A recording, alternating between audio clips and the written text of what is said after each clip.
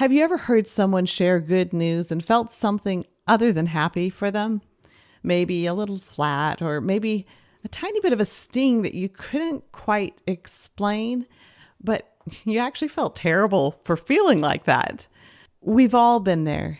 And today we're going to talk about why that happens. And I promise you, you're going to feel better.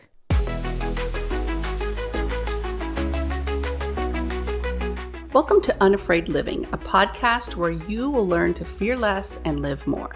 I'm Kim, and I'm here to ask questions that you might be thinking and maybe getting some clarity. I'm joined by Suzette, a certified brain health professional. Let's call her Coach Suzette. Yes, I do like that better, Coach Suzette, rather than brain health professional, because I am a life coach and my passion is helping you embrace the life that you actually really want to live. I'll show you how to quiet the fear so that you can face each day with confidence and resilience. Hey friends, Suzette here, your brain health professional. If fear or anxiety has been ruining your life lately, our Unafraid course was built for you. The Unafraid course helps you retrain your brain to move out of fear and into resilience, one small shift at a time with proven, practical, and simple tools. Affordable options let you work at your own pace or join me in our private community, all for less than most therapy sessions. No more excuses. Be your own advocate and sign up for the course at unafraidcourse.com to start rewiring your brain today. Welcome back to the Unafraid Living Podcast. This is episode 18. So Kim, did you pick this topic because it's somehow personal? Well, I mean, maybe, but I think most of us have been there. You know, somebody shares amazing news and you just kind of feel bad because you don't feel super excited for them. And you maybe feel even a little bit jealous. Yeah, maybe jealous, envious, I was going to say. But you didn't want to feel that way. You actually really did want to be happy for them. And you start spiraling because you're judging yourself and talking bad and, you know, all those ants start creeping in. Oh, yeah. It's a lot of emotional things happening all at once. And it's one of those things that nobody really wants to talk about because it feels like an admission. It's kind of like shameful. Mm-hmm. Yeah. But we're pulling it out and we're bringing it into the light today because if you felt this, and that just means you're a human being, right, with a brain, then there's an explanation for it. And the explanation has nothing to do with the state of your heart. It has everything to do with how your brain is wired. You know, I'm catching a common thread here.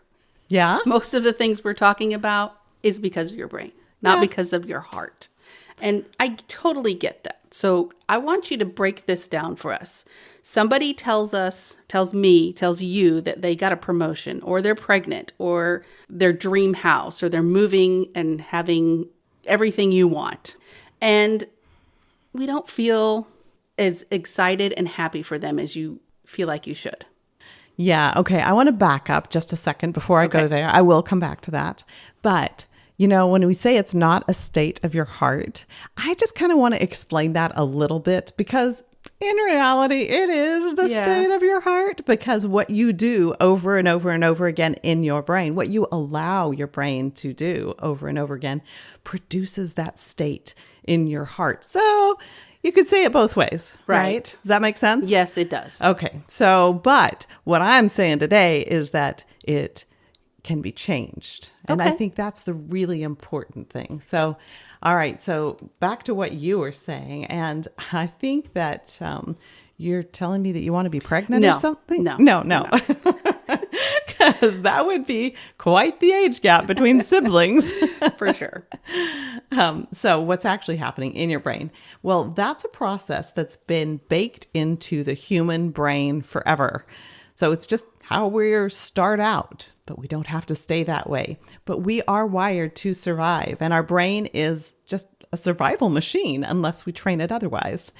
And one of the things that it does constantly, with or without your permission, is that it scans your environment and, yes, even your social environment to check out and determine where you fit in.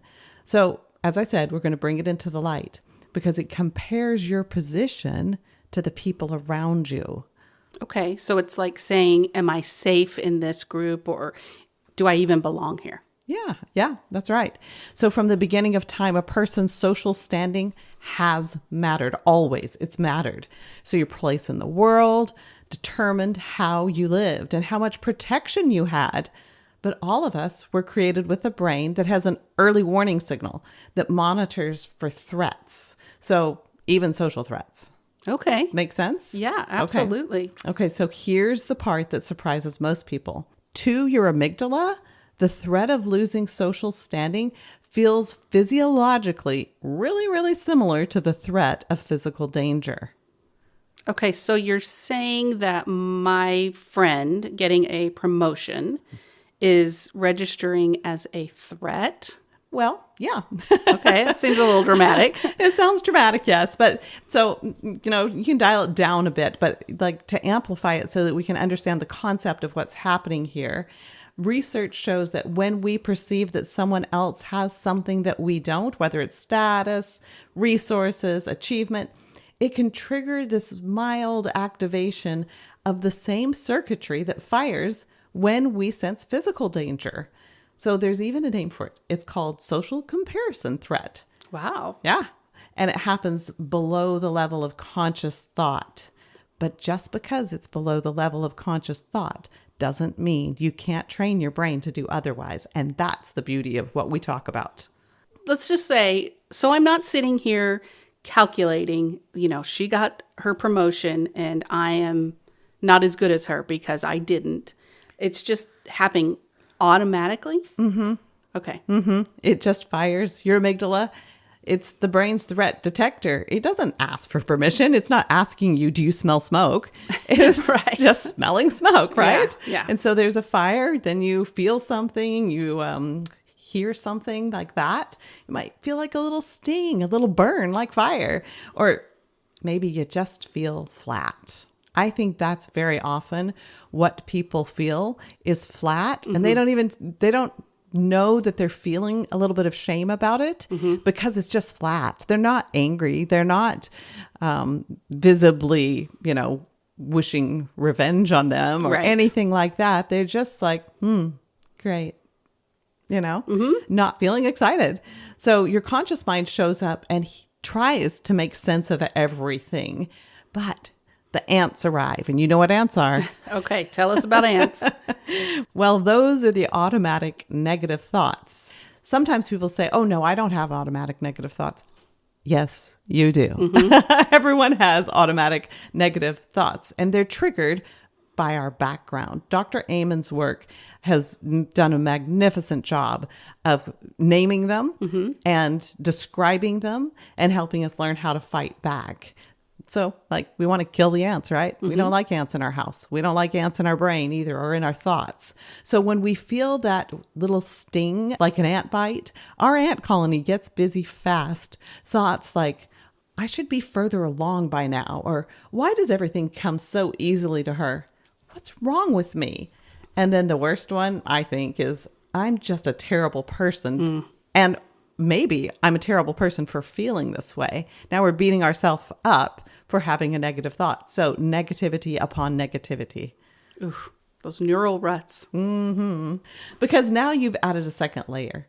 First came the automatic response from the threat system. And now you're judging yourself or having an automatic response again. And that's where people really get stuck in the shame spiral on top of the original feeling. It's a spiral. Go down, and you just start thinking more and more negative thoughts. So what I think everybody needs to really hear and understand is that the initial response isn't moral failure. It is a neural response. Your brain generated that response, and it is not a verdict of your character unless you allow it to continue forever. Okay, preach.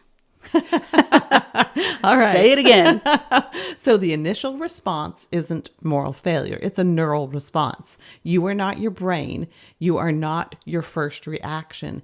And you can teach your brain new patterns. I follow a lot of Dr. Amen stuff, and he talks about you have to tell your brain what you want or it will just do its own thing. And what I'm hearing you say is that the brain has this protective mode to keep your threats or perceived threats from taking action. And so it gives you all this stuff to protect yourself. But if you don't tell it what you want, it just goes off into la la land doing whatever it wants. And that's when all these ants and everything just show up. Mm-hmm. Okay. And our brains, unless we're in control of them, they're not that smart. They don't know that because it's just registering immediate threat. Mm-hmm. And so not looking at the big picture, right? Right. So you have to train it to do that, to look at the bigger picture and have different reactions. Okay. So this is our anchor here. Mm-hmm. We come back to it so often in this show because it takes us out of that, what's wrong with me and why am I doing this? And it puts it into something that we can actually work on. Mm-hmm. It takes you from having no hope to giving you tons of hope because you realize that, I'm in control of my brain. It's not in control of me. Mm-hmm. So the old wiring says that their win equals my loss. The new wiring says their win is just their win. So I can celebrate with them. Right. My path is my path. And the more that you choose that second thought, the more it becomes the default. And that's what you want. You got to train your brain for a new default. Okay. So we talk about virtues quite a bit. By focusing on virtues and acting in virtuous ways, we actually are training our brain. So what's really cool is that this isn't a performance, right? Right. It's not we're going, I have to act this way and it's like a performance for other people. No, we're not masking. You put on a good look because that's what you want your look to be, not so that you look good to others. So what I'm talking about is we're training our brain to genuinely celebrate others, even when there is a bit of a sting. So you got to rewire it. And anytime you do something new, something different, something that's not just habitual, it feels hard, feels a little different, might feel awkward, might even feel a little bit of twinge of like, am I faking? And you could be faking. You could be. You got to check your motives. But if it's who you want to be, you're not faking. You just have to keep doing it with persistence and it will be who you are. So more of a practice instead of faking it. Yeah, absolutely. The neural pathway of generosity gets stronger the more you give of your time or of your money. And it goes the same with all of the other things. Right. You're just training your brain to be better. Right. Or how you want it. All right. It's time to get practical because I know somebody's going to get off this podcast and they're going to receive a text from a friend and they're going to feel that sting. So what can we actually do? Well, step one is just notice it, name it. There's that sting. You don't really need to analyze it or even apologize for it or fix it in the moment. Just notice that it's there. Okay. So name it to train it. Yeah, that's great. Name it to train it. So when you name what you're feeling, you engage your prefrontal cortex. That's the thinking, rational part of the brain. And you actually lower the activation in your amygdala. So when that prefrontal cortex gets going, the amygdala kind of slides back a bit. Research on affect labeling consistently shows that naming an emotion reduces its intensity. So just saying to yourself that I'm feeling a little envious right now, that actually helps because you're acknowledging that you don't want the feeling. Okay. So for step 2, you just reject it? Well, yes, but it's not quite that simple. This is where you want to lean into the tools. So things like heart-focused breathing, the heart math piece that we talk about a lot. You're just breathing in deeply, a little slower and a little deeper than usual. And you want to do it several times. When your threat system fires, your heart rhythms become erratic. So that heart-focused breathing calms them down. So purposefully slowing down your breathing sends a signal to your brain that says, we're safe. It shifts you out of the threat mode and into what's called coherence. Okay. And so for anyone who is new to the show, coherence is when your heart and brain work together rather than against each other. Absolutely. Yes, that is a great way to simplify it. When you're in coherence, you think more clearly, you feel more emotionally stable, and you're much more capable of choosing your response rather than allowing the response to happen and stick around without your permission. So that feeling bad and all of that. But I will say, coherence brings a lot of good stuff that we're not talking about right now. So it does so much good for your body and brain. I think we should have a whole nother show about coherence. That'd be good. But for this, first we name it, then we breathe through it with our heart-focused breathing, and then what? Choose a redirect thought. Now, this isn't toxic positivity. I just really don't like that idea of toxic positivity. Like, I'm so happy for her, when you're deep down just seething. That's just gross. So don't go there. But maybe something that's stabilizing. If you can choose a thought that's stabilizing, like, her path doesn't diminish mine, or this is her time to shine. My time will come. Or I want to be the kind of person who genuinely celebrates with others, and I am working on it. So acknowledging that it's hard. Yeah. And that one I really like because it's honest.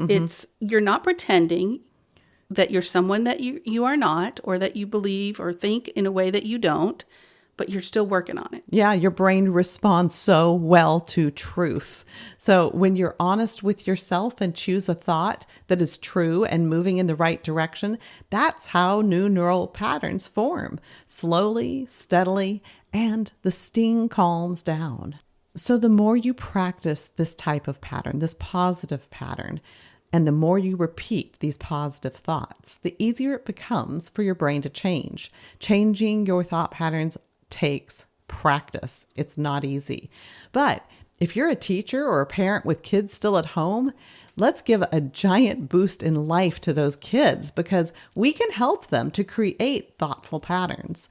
It's part of our job, really. So keeping them alive, I've heard my job is to keep them alive. Right. That's good. We need them alive. Yes. But it's not enough. Your job is really to give them a hand up so that they can have a full and rewarding life. And you can't do that if you're allowing them to move through life with terrible thought patterns. So change your own, and then you can change your families. Yeah. You're modeling good thought patterns. They will see that. They will want to be like you, because when you have positive, good, healthy thought patterns, you are that person that people want to be like. You're the light. You're the attraction. You're the person that people want to be around. So they want to be like you. Exactly. And it can happen in friendships too. Every relationship that you have, like you were talking about, work relationships too. Change your thought patterns and things around you will change too. Kim, I was thinking about the neighbor that we met on our walk this morning, my husband and I, and how we just knew he was a cool guy just because of how he carried himself, how he smiled, how he spoke, just to say hello. And we actually had a real conversation with him today. Oh my goodness, what a gentle, kind man. But that emanates from his very being. And that's what happens when we train our brain. Hey, before we move on, Suzette, people are always asking us, where do I even start with all of this? Good question. Knowing where fear is coming from, though, and how it's affecting you is a great place to start. That's why we created the Fear Audit. It's a free worksheet with real questions that help you see your patterns. Plus, it's got 3 practical shifts, tools that you can use right away. So it's not just awareness. You walk away with something that you can use right now. Yes, so you can grab it. The link is everywhere, but if you want to go to it right now, it's at unafraidliving.com/free-fear-audit. It's free, it's quick, and it might change how you think about what's been holding you back. And while you're at it, if this podcast has been helpful to you, please leave us a review. It really does make a difference. It helps people who need it find it. It's the easiest way to support what we're trying to do here. Okay, let's get back to it.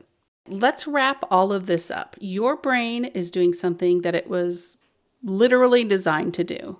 The comparison response, the sting, the initial reaction, it's not really because it's your character unless you let it be. But that's really your brain, right? That's how it's wired. It's what it's supposed to do. In our natural state, that's what it does. So the more you practice noticing, breathing, and redirecting, the more that you train that brain out of its natural state and into the beauty that it can have. So your brain learns what you repeat. If you repeat the good stuff, if you practice the good stuff, then it becomes good. And it really is a beautiful thing. So the challenge is the next time you feel the sting, and you will, because you're human, it doesn't go away. It probably diminishes, but I don't know that it ever really fully would go away. Just name it. Just name it, breathe through it, and choose the next thought that you want to have on purpose. That's the practice. One moment at a time, and it will compound. Thanks for being here this week. This is brave work, even just listening to this podcast, because you might be getting things that sting a little. But you can be sure your brain has noticed and it wants to change. Thank you again for joining us. We hope you're walking away with something that helps you feel a little calmer, a little more confident, and a lot more free.